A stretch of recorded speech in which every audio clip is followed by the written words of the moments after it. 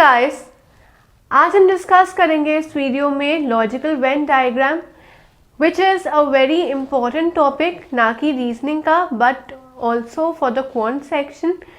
Venn diagrams बहुत ही important role play करते हैं क्योंकि वेन डायग्राम्स एक ऐसे डायग्राम है जो हमें इंफॉर्मेशन प्रोवाइड करता है अबाउट अ स्पेसिफिक डेटा या about specific objects.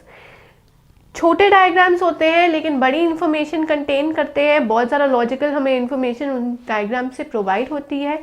Venn diagrams जो है हमेशा सर्कल के फॉर्म में होते हैं। जो वेन डायग्राम्स हैं हमारे, they are always in the form of circles.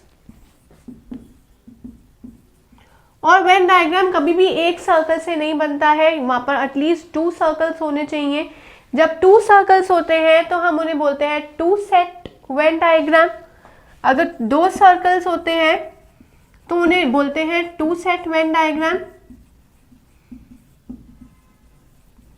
और अगर 3 सर्कल्स हो जाए तो उन्हें बोलेंगे 3 सेट वेन डायग्राम।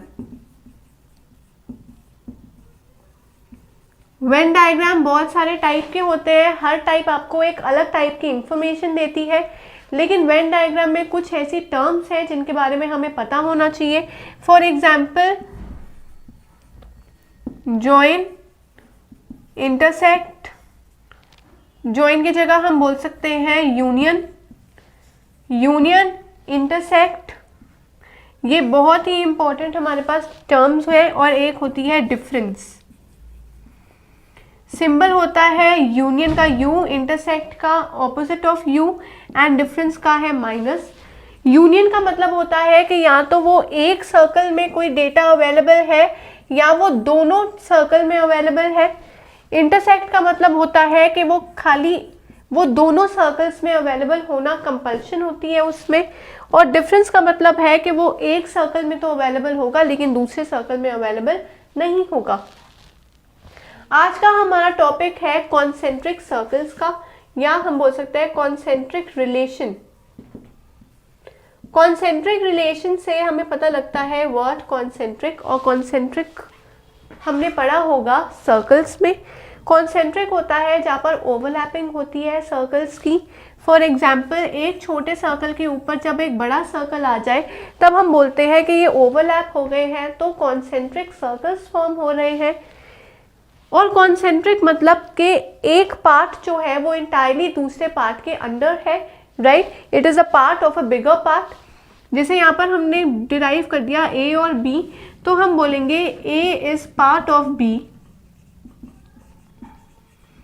और अगर बी के ऊपर भी एक और सर्कल हुआ तो हम बोलेंगे बी इज पार्ट ऑफ सी। ये जो डायग्राम है ए, बी और सी का, इसमें यही इंफॉर्मेशन प्रोवाइडेड है कि ए बी का पार्ट है और जो बी होल है, ये सारा जो बी है वो सी का पार्ट है। और जब भी हमें ये एक्सप्लेन करना होगा कि कौन किसका पार्ट है, तब हम ये कॉन्सेंट्रिक रिलेशन डिराइव करेंगे। इसका मतलब होता है कि कंप्लीट जो एक पार्ट है वो दूसरे पार्ट का एक कंप्लीट हिस्सा है। ऐसा कुछ नहीं है कि एक पार्ट जो है वो उसे बिलोंग नहीं करेगा, कंप्लीटली डेडिकेटेड होगा। इसका एग्जाम्पल है सेकेंड्स, मिनट्स एंड आवर। अगर हमें रिलेशनशिप डिराइव करनी है सेकेंड, मिनट्स और आवर की यूजिंग वेन डायग्राम, तब हम कॉन्सेंट्रिक रिलेशन डिराइव करेंगे फॉर दीज 3। क्यों? क्योंकि अगर एक सेकेंड है तो वो सेकेंड्स जो है वो पार्ट होंगे मिनट्स के, क्योंकि मिनट्स हमेशा सेकेंड से ही बनेंगे। चाहे वो 1 मिनट है, 1 minute is equal to 60 seconds. तो जब तक सेकेंड्स नहीं होंगे तब तक मिनट्स नहीं बनेंगे। तो मिनट्स के लिए सेकेंड होना is very compulsory. Similarly minutes के बाद आएंगे आवर। जब तक मिनट्स नहीं होंगे तब तक आवर नहीं होंगे। क्यों? क्योंकि 1 hour is equal to 60 minutes and because 1 hour is equal to 60 minutes, यहाँ पर जब तक मिनट्स नहीं होंगे तब तक आवर नहीं बनेंगे। जब तक 60 मिनट्स नहीं होंगे तब तक 1 आवर नहीं होगा। और जब तक 30 मिनट्स नहीं होंगे तब तक हाफ आवर नहीं होगा। तो ये रिलेशनशिप है कॉन्सेंट्रिक रिलेशन के, एक जो चीज़ है वो दूसरी चीज़ के ऊपर कंप्लीटली डिपेंडेंट है, और जब वो कंप्लीटली डिपेंडेंट होएगी तब हम ओवरलैप करेंगे सर्कल्स को।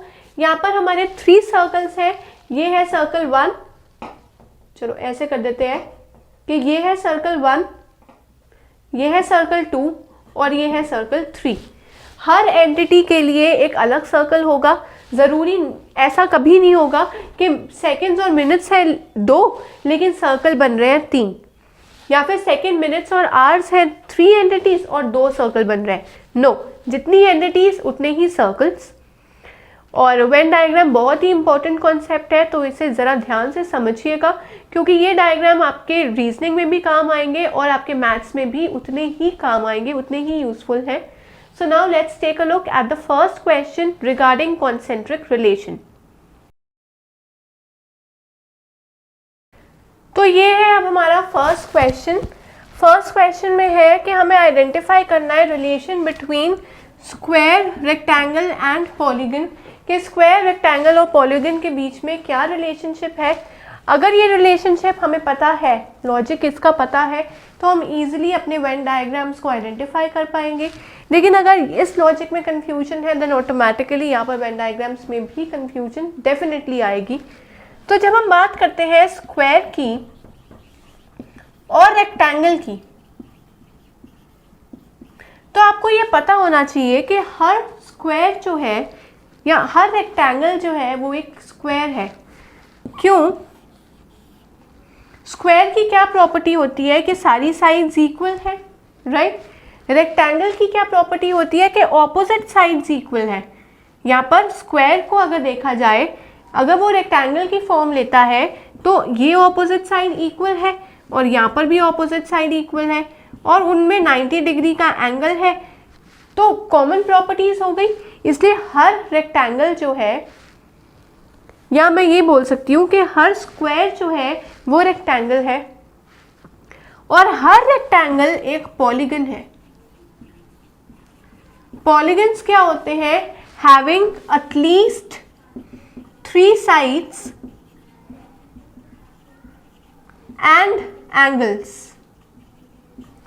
एटलीस्ट 3 sides मतलब 3 sides तो होनी ही चाहिए। 3 sides वाले कौन होते हैं? ट्रायंगल। तो ट्रायंगल भी एक पॉलीगन है। बेसिकली पॉलीगन होते हैं एनक्लोज्ड फिगर्स।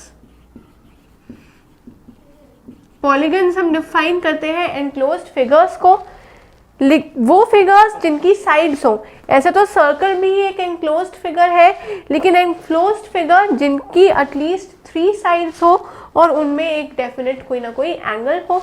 तो 3 साइड्स तो स्क्वायर की भी होती है, एटलीस्ट 3 मतलब 3 तो मिनिमम है, ज़्यादा भी हो सकती है, और रेक्टेंगल की भी होती है 3-4 साइड्स और एंगल्स भी हैं उनमें।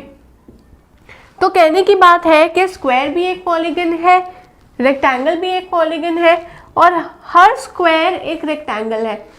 सारे जो सेट्स हैं वो आपस में इंटर रिलेट कर रहे हैं। यहाँ पर जो है, अगर मैं इसको A बोलूँ और इसको B बोलूँ और इसको C बोलूँ, तो A B तो C के अंदर है, लेकिन A और B के बीच में कोई भी रिलेशन नहीं है। तो कोई भी रिलेशन जब नहीं होता है तो उन्हें बोलते हैं डिसजॉइंट रिलेशन। डिसजॉइंट रिलेशन की मैंने वीडियो पहले भी डिस्कस कर चुकी हूँ आपसे, तो आपने अगर वो वीडियो नहीं देखी है तो आप प्लीज़ देखिए video regarding disjoint relation in Venn diagrams, ताकि आपको डिसजॉइंट रिलेशन क्या होते हैं उनकी क्लैरिटी मिल जाए और कैसे कैसे क्वेश्चंस वहाँ पे पूछे जाते हैं वो भी you should be aware about that. ये डेफिनेटली नहीं है। नेक्स्ट, अगर हम इन्हें कंसिडर करें A, B एंड C, तो A और B के बीच में भी कोई रिलेशन नहीं है, लेकिन यहाँ पर हमारी तीनों एंटिटीज आपस में लिंक कर रही हैं, तो डेफिनेटली B भी नहीं है। C में देखा जाए तो A, B और C है। ऐसे ही यहाँ पर बोल देते हैं A, B एंड C।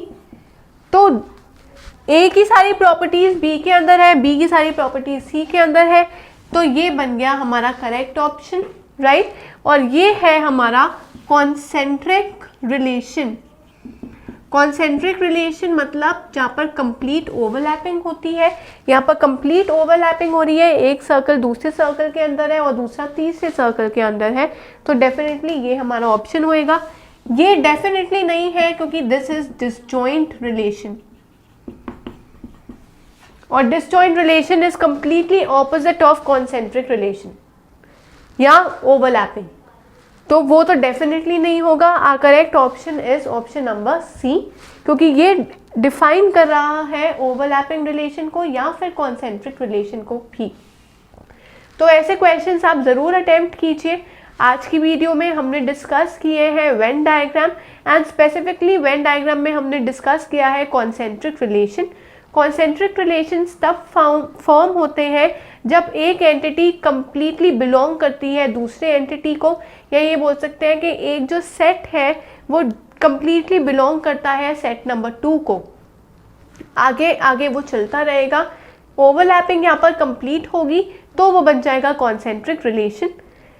अगर आपने सब्सक्राइब अभी तक नहीं किया है तो आप जल्दी से रजिस्टर कीजिए @abhyasonline.in, और रजिस्टर करने के बाद इस कॉन्सेप्ट के रिगार्डिंग आप क्वेश्चन पेपर्स अटेम्प्ट कीजिए ताकि आपको इस कॉन्सेप्ट की और ज़्यादा क्लैरिटी हो, and you can score good in your exams and become master of reasoning.